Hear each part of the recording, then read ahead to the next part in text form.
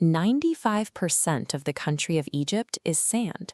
Viewed from space, the country's fertile land looks like a narrow strip of green paint applied to a vast, lifeless desert. This ancient empire flourished because of the Nile's predictable behavior. Every summer, the river's banks overflowed, depositing a layer of kemet, a mineral-rich black silt that turned the desert floor into the most productive farmland on Earth. For centuries, geographers noted a contradiction in this water. While most major rivers follow the tilt of the continent toward the closest coast, the Nile climbs thousands of miles north toward the Mediterranean, flowing out of lands that remained unmapped for millennia. Herodotus observed that Egypt was a gift of the river, but he could not find a physical origin for the water. Lacking a map, he and his contemporaries theorized that the Nile began in the heavens. Roman military expeditions were dispatched to track the current to its start. They were repeatedly forced back by the Sud, a massive, impenetrable swamp in modern-day South Sudan, and the searing heat of the interior. The starting point of this 6,650-kilometer lifeline remained a literal blank spot on the map, a geographic void that no ancient power could fill. This map only began to change in the 19th century, as explorers pushed through the swamps of the interior and realized the river had a hidden structure.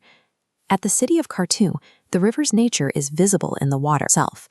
Two separate, massive currents meet here to form the main body of the Nile.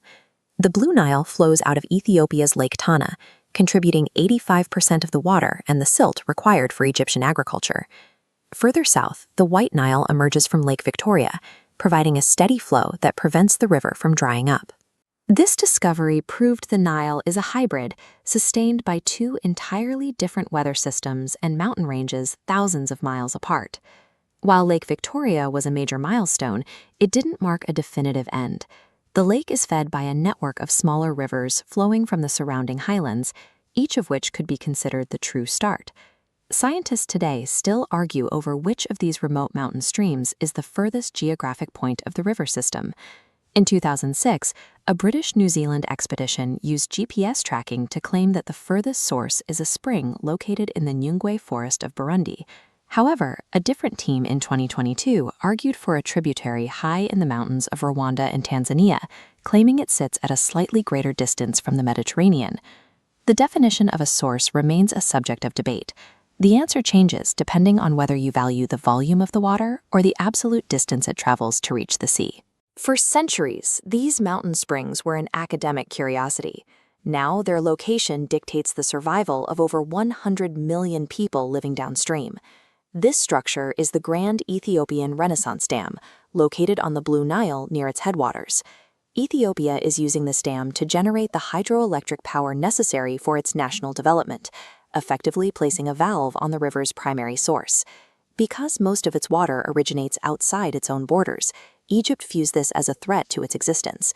Any reduction in flow at the source end endangers the drinking water and the farms that feed the Egyptian population. This tension has led to talk of a water war. Egypt has considered military action to ensure its downstream flow remains undisturbed by upstream construction. Climate change further complicates the supply. If rainfall patterns shift and mountain snows vanish, the United Nations projects the river's flow could drop by 50% by 2050. The location of these headwaters has become a matter of national security. Geography, once a map to be filled, is now a resource to be defended. The control of these remote springs now determines the stability of three nations.